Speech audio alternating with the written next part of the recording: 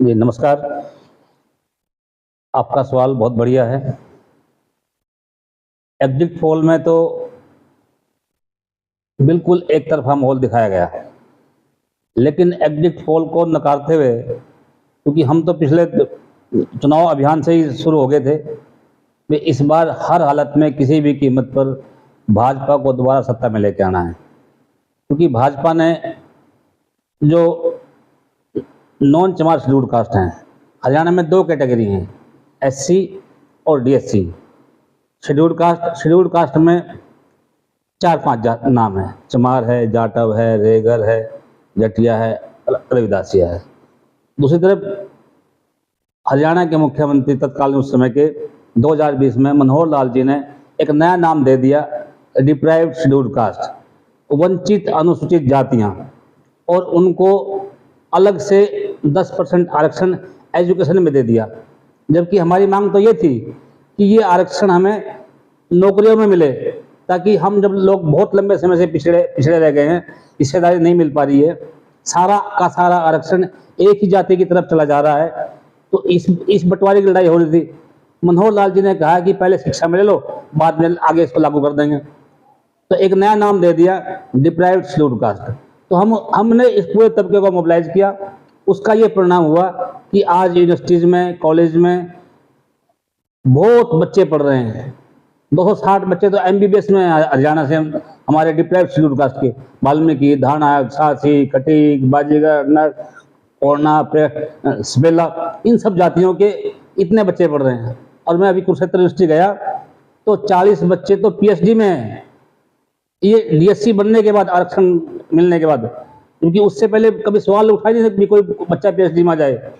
तो हम ये इन जातियों को मोबिलाइज इकट्ठा कर रहे थे, इसलिए कि मनोहर लाल जी ने वायदे किया था, लेकिन बीच में नायब सैनी जी आ गए, तो हमने उनको भी कहा भाई ये हमें अलग से आरक्षण दो।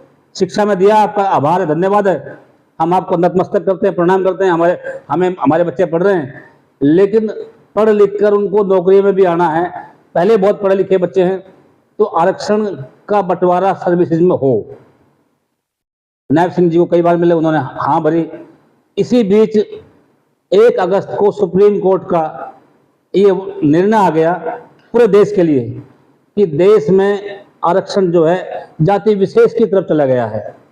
जो वंचित जातियां रह गई हैं, जो छोटी छोटी जातियां थी, उनको नहीं मिल पाया, तो उनको हिस्सेदारी प्रदेश का मुख्यमंत्री दे। जब ये निर्णय आया तो हमने फिर मुख्यमंत्री जी को जाके कहा, जी अब तो सुप्रीम कोर्ट ने कह दिया और लागू करो। उन्होंने कहा कि हम करेंगे, और उन्होंने इंद्री की सभा में 16 अगस्त को घोषणा कर दी मंच से कि हमारी सरकार इसे लागू करती है। लेकिन उस दिन आचार संहिता आ गई तो नहीं हुआ। लेकिन अगले दिन कैबिनेट की बैठक में 17 अगस्त को ये बिल पास हो गया, और पास होने के बाद क्योंकि आचार संहिता आ गई थी तो वो लागू नहीं हो पाया, आचार संहिता में अटक गया था। अब मुझे ये उम्मीद है, जैसे 15 तारीख को हमारे माननीय मुख्यमंत्री नायब सैनी जी शपथ लेंगे, तो पहली कैबिनेट की बैठक में ही वो करेंगे, ऐसा उन्होंने हमें कई बार भरोसा दिलाया है। तब हमने ये फैसला ले लिया था, अपने वर्गों को कहा कि देखो भाई, आरक्षण अगर बचाना है तो नायब सैनी जी को और भाजपा की सत्ता लेके आनी पड़ेगी, हर हालत में लेके आनी पड़ेगी, जी तोड़ मेहनत करनी पड़ेगी। कांग्रेस तो एक तरफ हम बोल चलाए हुए हैं, क्योंकि कांग्रेस ने ही 2006 में शैलजा के कहने पे हुड्डा ने ये खत्म किया था आरक्षण। भजनलाल ने हमें 94 में दिया था, बहुत उसका लाभ हुआ, लंबी कथा है, मैं जाना नहीं चाहता उसमें। लेकिन 2006 में जब खत्म हुआ तो हमने शैलजा को कहा कि बहन जी ये तो गलत हो रहा है, इसको नहीं किया।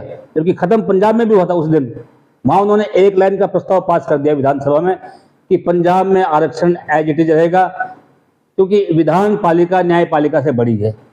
हमने हुड्डा को भी कहा उस समय कि हुड्डा जी आप भी एक लाइन का प्रस्ताव पास करो और ये बंटवारा जो किया हुआ है इसको रखो, लेकिन शैलजा ने होने नहीं दिया। अब जब हमें उम्मीद बनी, सुप्रीम कोर्ट ने भी कह दिया, माननीय नायब सैनी जी ने मंच से घोषणा कर दी, कैबिनेट ने बिल पास कर लिया, तब हमारा कर्तव्य यह बन गया कि हम पूरे प्रदेश में घूमकर सारी जातियों को इकट्ठा करेंगे, और ये कसम खा के भाजपा को जिताने का हमने पूरा मन बनाया, संकल्प ले लिया। और पिछली 22 तारीख को, 22 सितंबर को जींद में एक महासम्मेलन हुआ, जिसमें देश के बड़े मीडिया हाउस ने भी दिखाया कि कम से कम 40,000 लोग हैं। वहाँ हम लोगों ने कसम खाई, हमारे बहुत सारे लोग प्रदेश के कोने कोने से आए, बहुत सारे लोग लगे रहे, सब ने कसम खा के ये निर्णय ले लिया कि हरियाणा में कांग्रेस को किसी कीमत पर आने नहीं देना है। 2 वजह हैं। एक तो भूपेंद्र सिंह हुड्डा अपने आप को चीफ मिनिस्टर कह के चल रहे हैं, वो भूपेंद्र हुड्डा जिसके राज्य में घोड़ा कांड हो गया, पूरी बस्ती फूंक दी गई हो, जिसके राज्य में मिर्चपुर कांड हो गया हो, जिंदा लोगों को जला दिया गया हो, और बहुत सारे कांड, एक बड़ी लंबी लिस्ट है। एक कारण। दूसरा, शैलजा चीफ मिनिस्टर आ रही है, तो हमने अपने लोगों को कहा कि भाई अगर ये आ गई तो जो एजुकेशन में भी माननीय मनोहर लाल जी ने हमें दिया है वो भी खत्म करेगी। ये आरक्षण केवल एक जाति विशेष की, ये शैलजा ये शेड्यूल्ड कास्ट की नेता नहीं है, ये केवल एक जाति विशेष की नेता है। तो लोगों ने हमारी बात सुनी, बहुत लोग लगे, जींद के सम्मेलन में कसम खाई और कसम खा के डंके की चोट पे भाजपा को वोट दिया। जब वोट दे के शाम को घर आए, टीवी चैनल ऑन किया तो एग्जिट पोल ने तो दिमाग घुमा दिया जनाब। हम ये मान रहे थे कि हम तो 50 से अधिक, क्योंकि ये हमारा वोट 14% वोट है। हरियाणा में एससी की आबादी 22.5% है, 22.5 में से 8.5% चमार जातियां, जिसमें चमार है, जाटव है, रेगर है, रमदासिया है, ये 8.5%। ये 8.5% भी इस चुनाव में 3 जगह बटे। एक ग्रुप तो शैलजा के साथ चला गया, एक मायावती और कसम समझौता था मायावती की वजह से चला गया, दूसरा चंद्रशेखर रावण और दुष्यंत का, तो ये वोट 3 जगह बट गया और हमारा 14% वोट एक तरफा बीजेपी में आ गया। तो हम पूरी तरह आश्वस्त थे, कॉन्फिडेंट थे। हम तो नारे लगा रहे कि उसमें थे, लेकिन टीवी चैनल ने आके मूड खराब किया। तब सर्वे किया, पूरे प्रदेश में फोन घुमाए, तो सबने कहा जी नहीं, डंके की चोट पर भाजपा को कमल खिलाने का काम किया है। फिर मैंने रात भर सोचने के बाद सुबह 11 बजे एक चिट्ठी लिखी, आपको दिखाई, और एक पोस्ट भी डाली, वीडियो जारी किया कि ये मीडिया हाउस ने जानबूझ के शरारत की गई है, या उन्होंने इस पर अध्ययन नहीं किया है। अगर उनको सर्वे करना था तो कम से कम ग्राउंड पे आकर करना चाहिए था।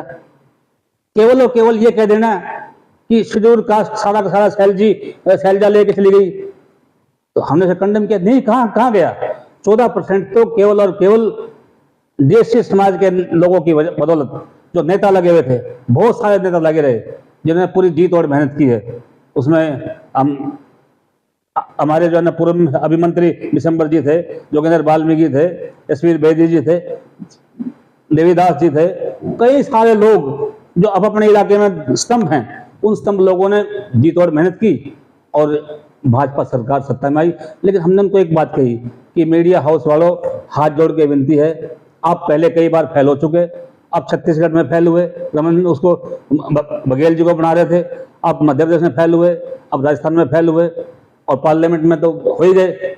और योगेंद्र यादव तो ये कहते हैं कि वो मोदी जी तो जो है 100 का आंकड़ा नहीं पार करेंगे। अब भी उन्होंने कहा है, आपने उनका सुना होगा, योगेंद्र जी कह रहे थे कि हरियाणा में कांग्रेस की सुनामी है।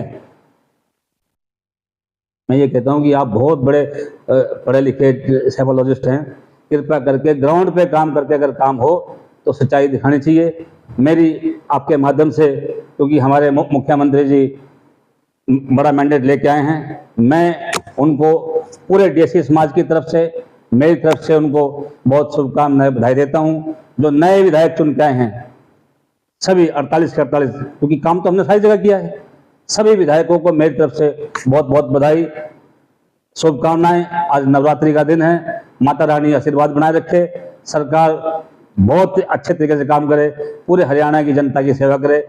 अब ये जनता, हरियाणा की पूरी जनता नैब श्रेणी की जनता है, वो पूरी सेवा करें, ऐसी मुझे कामनाएं। धन्यवाद, नमस्कार।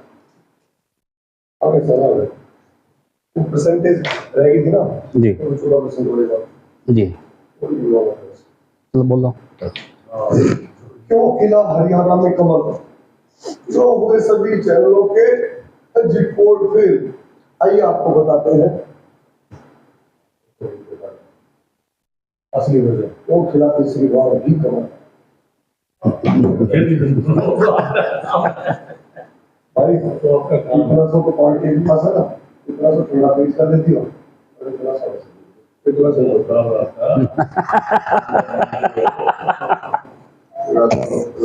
अब हम आवाज पूरा चल रहे तू सुन पहले अपनी